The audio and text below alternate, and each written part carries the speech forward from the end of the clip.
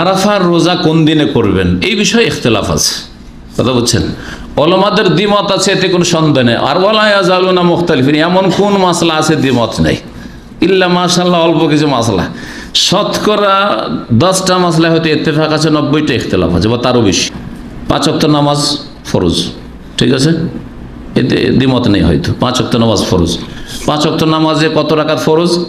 7 রাকাত ফরজ, কিন্তু জামাত ফরজ না সুন্নাত? তো কথা হচ্ছে যে ইখতিলাফ অধিকাংশ মাসলা মাসাইল আছে।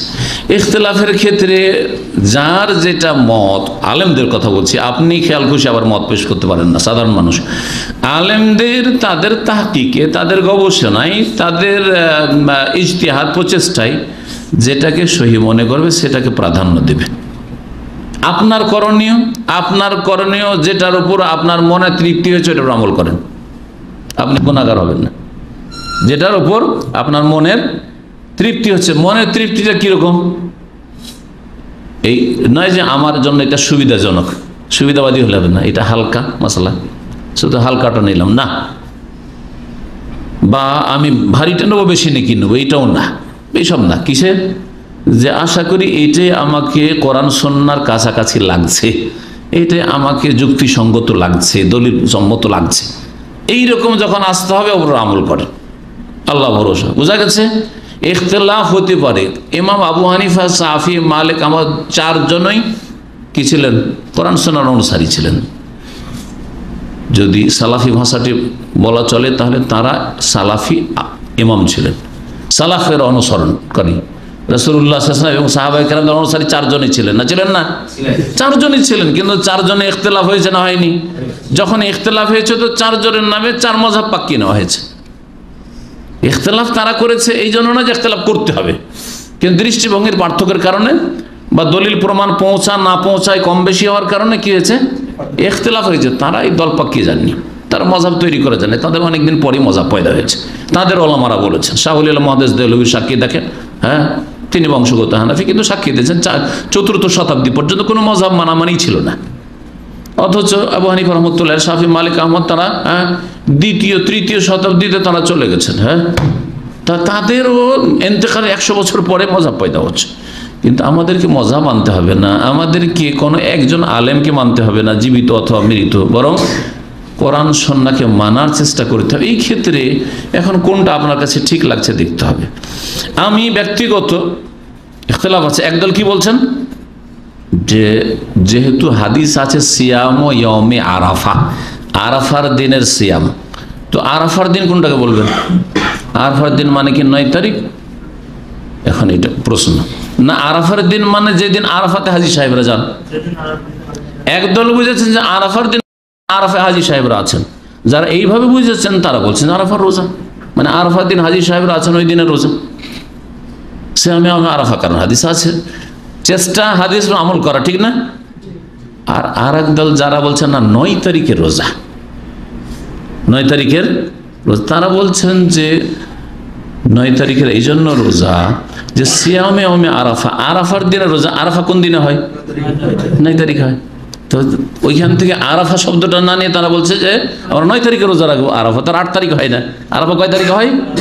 9 তারিখ হয়। আমাদের হয়তো আরাফা হইল, আরাফার দিন সেটা হলো, মানে হাজিদের আরাফার অন্য দিন আমাদের 9 হইল, কিন্তু আরাফার দিনের সিয়ামে ইয়াউমে আরাফা, ইয়াউমে আরাফাকে তারা ইয়াউমুত তিসা ধরেছে।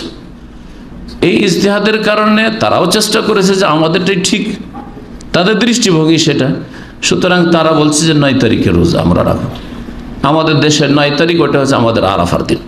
আরাফার দিন হাজী সাহেবের আরাফা আছে, ওইটা আরাফার দিন, আমাদের না, ওদের হাজিদের ওইটা আরাফার দিন, বা মক্কার লোকের আরাফার দিন, সৌদি আরবের লোকের আরাফার দিন, কিন্তু ভারতের, বাংলাদেশের লোকের আরাফার দিন। এবার বুঝতে পেরেছেন দৃষ্টিভঙ্গিটা? একটি হাদিস থেকে তাহলে 2 দলই দলিল নিতে পারে। সিয়ামে ইয়াউমে আরাফা মানে আরাফার দিনের রোজা। যারা বলছে আরাফার দিনের রোজা, হাজী সাহেবের আরাফায় থাকছে ওই দিনের রোজা, এটাকে আমি নিজে পছন্দ করি ব্যক্তিগত। আর এক দল বলছে যে আরাফার দিনের রোজা মানে হচ্ছে আরাফার দিন তো 9 তারিখে হয়, সুতরাং 9 তারিখের রোজা। হাজিরা থাকলো না কোন দিনে, ওইটা আমাদের দেখার বিষয় না। সুতরাং একই হাদিস থেকে দলিল পেশ করে তারা বলছে আমরা 9 তারিখে রোজা রাখবো। এবার বুঝেছেন?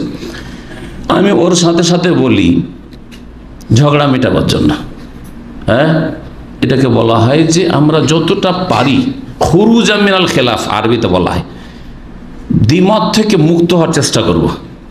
মানে আপনি ওইখানে বসে আছেন, তাই না, আর আমি এইখানে বসে আছি, দুইজনে এত দূরাদূরি বসে থাকলে একটু বেশি দূরে থাকলাম, আপনি একটু আগে আসার চেষ্টা করেন, আমি একটু আগিয়ে গেলাম, বোঝা গেছে? যদি আমাকে পুরো এগিয়ে যেতে হয় সেটাও হয়তো সম্ভব না, আর আপনিও যদি একটু আগে পুরোটা এগিয়ে আসেন তো আপনার জন্য হয়তো অনেক সময় সম্ভব না, ঠিক না? তো মাঝামাঝি আসার চেষ্টা করা, এটা হচ্ছে খুরুজা মিনাল খেলাফ, ইখতিলাফ থেকে বেরিয়ে আসার চেষ্টা করা। সেটা হচ্ছে যে আরাফার দিন হাজী সাহেবের আরাফায় থাকছেন, ওই দিনটা রোজা রাখেন, কারণ ওই দিনটা ফজিলতের দিন। আর এখানে হিকমত আছে, হাজী সাহেবরা এই ফজিলতের দিনে আরাফাতে কত নেকি নিয়ে যাচ্ছে। আল্লাহ ঘোষণা করছেন তাদের যে মাফ করলাম তোমাদেরকে, যা চাইলে দিলাম তোমাদেরকে, হ্যাঁ, তাদেরকে নিয়ে আল্লাহ পাক গৌরব করেন ফেরেশতাদের কাছে। আমরা বাড়িতে বসে বসে কি করলাম? আমরা বাড়িতে বসে বসে বঞ্চিতই থাকলাম পুরো। আমরা সেদিন সিয়াম করলাম, তাকবীর পাঠ করলাম, জিকির আজকার করলাম, নেক আমল করলাম। এই যুক্তিতে আরাফার দিনের সিয়াম আমি মনে করি, যার ফলে সিয়াম আরাফার রাখেন, যেদিন হাজী সাহেবের আরাফায় থাকছে সেই দিন রোজা রাখেন। তারপরে আরেক দল যেহেতু বলছেন না না না ওইটা আসল রোজা না, আসল রোজা হচ্ছে আমাদের 9 তারিখ, সুতরাং সৌদি আরবে 10 তারিখ হোক, হাজী সাহেবদের 10 তারিখ হোক, হাজী সাহেব কোরবানি করছে, পাথর মারছে, ওরা বলছে না ওই দিনে রোজা রাখতে হবে। তো যখন ওইটাই বলছে তো তাদেরকে বলবো যে ঠিক আছে ওটাও রোজা রাখেন, রোজা রাখতে অসুবিধা আছে কি? যখন আপনাদের ঈদ না তো সেই দিন রোজা রাখা জায়েজ কিনা? সৌদি আরবের ঈদ, সৌদি আরবে রোজা রাখা জায়েজ নাই। যেমন উদাহরণস্বরূপ বলছি, ঈদ এবার সৌদি আরবে কোন দিন হবে?